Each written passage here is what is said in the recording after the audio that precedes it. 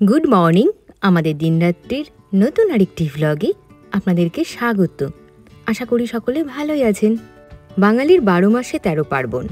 বিশ্বকর্মা পুজো থেকেই দুর্গাপুজোর সাজো সাজো রব শুরু হয়ে যায়। দুর্গাপুজো যেতে না যেতেই লক্ষ্মী পুজো, তারপরে কালী পুজো, ভাইফোঁটা পরপর চলতে থাকে। তারপরে তো শীতকাল চলে আসে। যাই হোক, আজকে সকালবেলায় বানিয়েছিলাম স্যুপ ভেজিটেবল আটা নুডলস। এটা খেতে দুর্দান্ত হয়। এর রেসিপি কিন্তু আমি শেয়ার করেছি বেশ কয়েকবার আমার চ্যানেলে। আমার শ্বশুর বাড়িতে, অর্থাৎ এই বাড়িতে লক্ষ্মী পুজো সেভাবে হতো না। আমি আসার পর থেকেই লক্ষ্মী পুজোটা আমি একটু ভালো করে করি। তো সেই পুজোর আয়োজনই চলছে, কারণ আর তো বেশি দিন বাকি নেই, আর মাত্র হাতে একটা দিন পড়ে রয়েছে।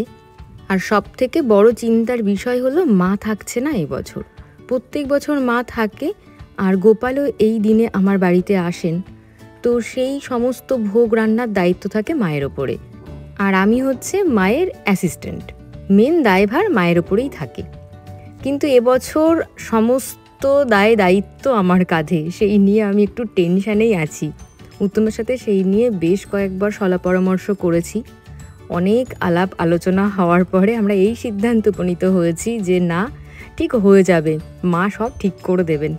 আমি ঠিক করেছি যে 2 দিন আগে থেকেই আমি একটু একটু করে জোগাড় শুরু করব। উত্তম 2 দিন অফিসে ছুটি নিয়েছে, শনিবার আর সোমবার।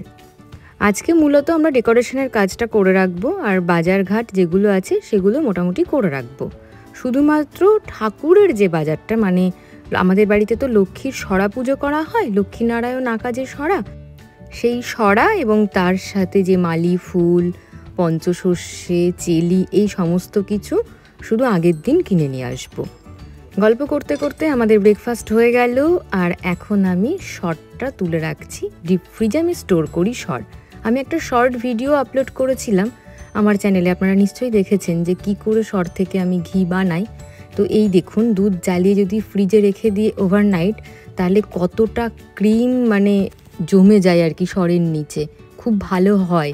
দুধটাও হচ্ছে আপনার টোন্ড হয়ে গেল, টোন্ড মিল্ক, আর শর্টটা দিয়ে আপনি ঘিও বানিয়ে নিতে পারবেন। এদিক থেকে সুবিধার কতটা হয়ে গেছে দেখেছেন। প্রায় 10 দিন না 12 দিনের সরটা আমার। একটা বড় টিফিন বক্স কিন্তু ভর্তি হয়ে এসেছে, আবার ঘি জাল দিতে হবে। এই কাজটা করার পরে একটু বাড়ি পরিষ্কার করে নেব, কারণ হাতে তো আর সময় নেই। সেই পুজোর বেশ কিছুদিন আগে আমি বাড়ি পরিষ্কার করা শুরু করেছিলাম, আবার মাকড়সায় জাল বোনানো শুরু করে দিয়েছে, তো পরিষ্কার করতেই হবে। পরিষ্কার হয়ে গেছে, মাঝখানে কিচ্ছু শ্যুট করিনি। স্নান হয়ে গেছে, পুজো দেওয়া হয়ে গেছে, এখন দুপুরের খাবার নিতে এসেছি। এখন বাজে 3:30, আমরা বেশ লেট। আজকের মেনুতে আছে ভাত, তার সাথে আছে কুমড়ো শাকের তরকারি, মানে চাল কুমড়ো শাকের তরকারি, আর এটা হলো কাবলি চানা। আর তার সাথে ছানাকে আমি এরকম করে ভেজেছিলাম, খুব ভালো লাগে খেতে। সামান্য একটু হলুদ, গোলমরিচের গুঁড়ো, একটু গরম মশলার গুঁড়ো আর একটু জিরের গুঁড়ো দিয়ে এটা আমি ভেজে নিয়েছিলাম ঘিতে। আপনারা এইভাবে ভেজে খেয়ে দেখবেন, ছানা দুর্দান্ত লাগে। কিন্তু অল্প করেই ঘি দিয়েছিলাম। আর উত্তম বলছে একটু ঘি নেবে গরম ভাতে, আর কি চাই বলুন। দুপুরে খাওয়া দাওয়ার পরে যাব বাজার, আর ও বাড়িতেও একটু যেতে হবে।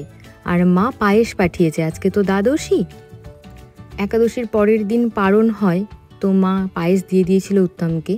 তো শেষ পাতে একটু মিষ্টি মুখ। পুজোর মরশুম, কোনো রকম নিয়ম কানুন কিচ্ছু নেই, যা পাচ্ছি আমি তাই খাচ্ছি।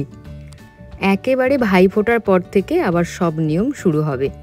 খেয়ে দিয়ে উঠে বসিনি, ফর্দ তৈরি করছিলাম দুজনে মিলে, একটা মুদিখানার, একটা সবজি বাজারের, একটা ঠাকুরের, এই সমস্ত, একটা ফল বাজারের। এইসব ফর্দ করতে অনেকটা সময় চলে গেছে।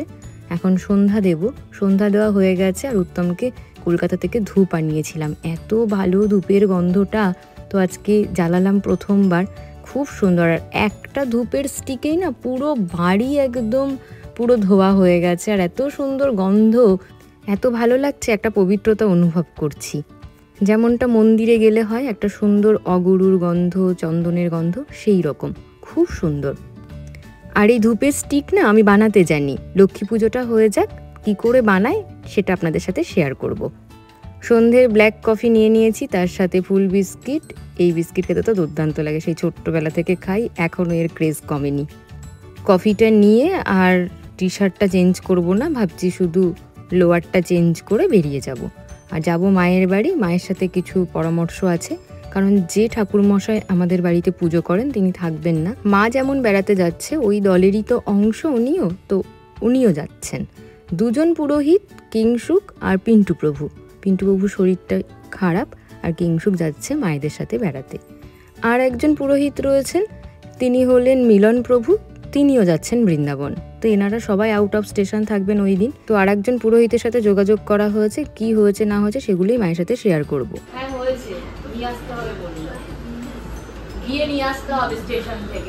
আসলে যে পুরোহিত পুজো করবেন তিনি থাকেন কৃষ্ণনগর। তিনি তো নতুন, তিনি তো আমার বাড়ি চেনেন না। তাকে ট্রেনের টাইম বলে দিয়েছি, ওই বেলা 11:30 নাগাদ একটা ট্রেন আছে কৃষ্ণনগর থেকে, ওই ট্রেনেই তিনি আসবেন আর উত্তম ওনাকে রিসিভ করে নেবেন বাতকুল্লা স্টেশন থেকে। মায়ের বাড়ি থেকে চলে এসেছি বাড়ি, মাঝখানে একটু বাজারেও গিয়েছিলাম। আর এই যে ফুলগুলো দেখছেন, এগুলো গত বছর নিয়েছিলাম মিশো থেকে, তবে এবছরও 2টো প্যাকেট আমি উত্তমকে দিয়ে কলকাতা থেকে আনিয়েছি। কারণ এমন সময় আমার মনে পড়েছে যে আরও ফুল প্রয়োজন, তখন আর অনলাইনে অর্ডার করলে আসতো না। আর ও যেহেতু রোজ দিনই কলকাতায় যাচ্ছিল, তো ওখান থেকে এনে দিয়েছে আমায়। গত বছরই প্ল্যান করেছিলাম যে এই জলের পাইপ বা পিভিসি পাইপ দিয়ে আমরা ডেকোরেশন করব। একবার যদি একটু রকম মাপ করে পাইপ বানিয়ে নিয়ে রাখা যায়, তাহলে প্রত্যেক বছর এই স্ট্যান্ডেই বিভিন্ন রকম ডেকোরেশন করা যায়। তো এই বছর আমরা এই রকমভাবে সাজাচ্ছি, পরের বছর অন্য কিছু ভাববো।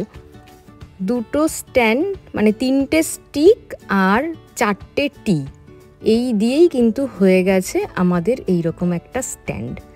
আপনারা যারা ডেকোরেশন এরকম করতে ভালোবাসেন, তারা কিন্তু এইভাবে জলের পাইপ দিয়ে এরকম বানিয়ে নিতে পারেন স্ট্যান্ড। অনলাইনে আমি এগুলো দেখছিলাম, প্রচুর দাম, মাত্র 380 টাকা পড়েছে। তাতে আমার মনে হয়েছে ভীষণ ফ্রুটফুল। আর এটা তো নষ্ট হবার নাই, বহু বছর থেকে যাবে। একটা স্টিকেই বহু কাজ হয়ে যাবে, আপনার ছোটোখাটো অনুষ্ঠান সমস্ত কিছুতে ব্যাকড্রপের স্ট্যান্ডের কাজটা এটা করবে।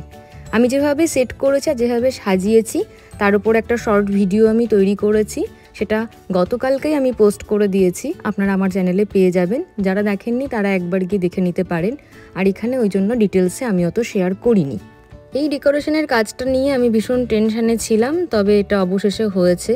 যতটা স্মুথলি আমরা ভিডিওতে দেখি, অত স্মুথ কোনো কিছুই নয়। আমাদের এটা করতে বেশ খানিকটা সময় লাগলো। আর চলে এসেছে এখন রূপা, মাম্মাম আর পাপান ভাই। আমরা সবাই মিলে রেডি হয়ে যাব রাতের খাবার খেতে রেস্টুরেন্টে।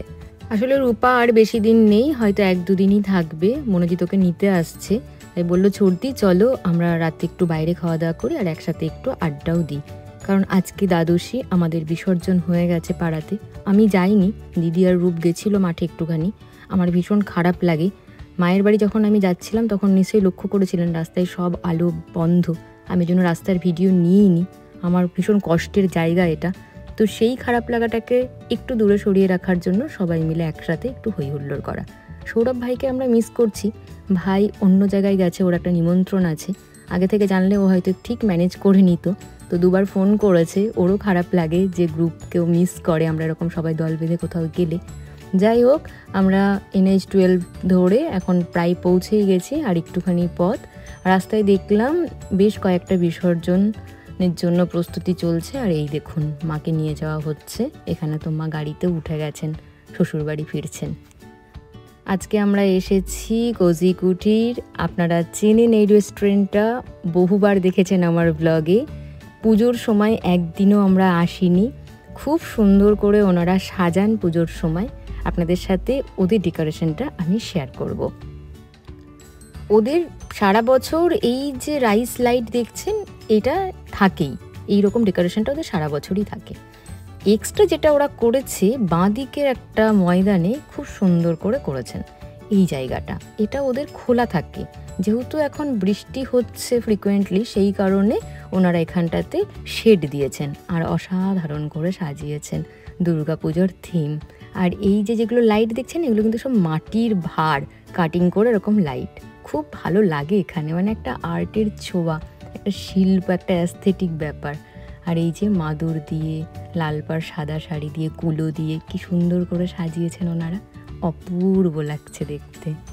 চলুন ভেতরে যাই, অনেকটা রাত হয়ে গেছে, এখন বাজে 10:40। খেতে হবে, আর পেট মানছে না। রূপের মেয়ে মামাম জেগে রয়েছে এখনও। আর আরিয়ান আসেনি, ও বাড়িতে পড়াশোনা করছে, ওর এক্সাম, ওর খাবারটা আমরা পার্সেল নিয়ে যাব। আমাদের আজকে দোতলায় বসার জায়গা, দোতলাটাও এদের খুব সুন্দর, ছোট্ট কোজি কোজি ব্যাপার। হাত করতে হয়।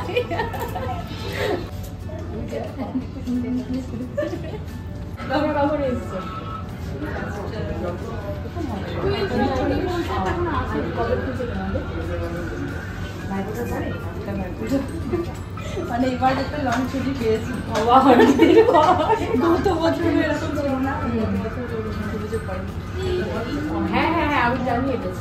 এই দিদির পরিচয় করিয়ে দিই আপনাদের সাথে। ইনি হলেন চৈতালি দি। ইনি একজন স্কুল শিক্ষিকা, আমাদের পাশের পাড়াতে ওনার বাপের বাড়ি। আর দিদি তো স্কুলে, তো গত 2 বছর দিদিদের ছুটি ছিল না টানা, লক্ষ্মী পুজোর পরে স্কুল খুলে গেছিলো। এবছর আবার টানা ছুটি পড়েছে, তো দিদিরা একটু বেশ খুশি খুশি, সেটা নিয়ে একটু কথা হচ্ছিল। আর দিদি, রূপা ওরা নিচে ছবি তুলছিল, আমি আর যাইনি, আমার ভালো লাগছিল না। এত কাজকর্ম করার পরে সত্যি আমি ভীষণ টায়ার্ড। যাই হোক, এবার তাড়াতাড়ি খাবারটা অর্ডার করতে হবে আর খেয়ে দিয়ে বাড়ি গিয়ে ঘুমোতে হবে।